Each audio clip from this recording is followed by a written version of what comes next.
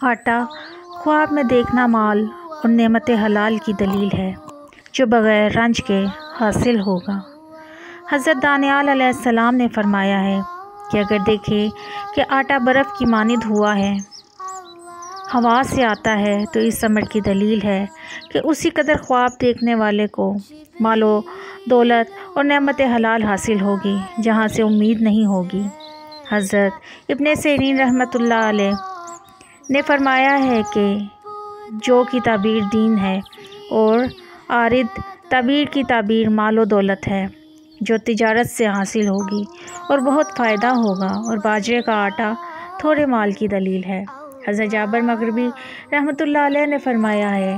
کہ خواب میں اپنے آپ کو آٹا بیچتے ہوئے دیکھنا اپنے دین کو دنیا کے بدلے فروخت کرنے کی دلیل ہے۔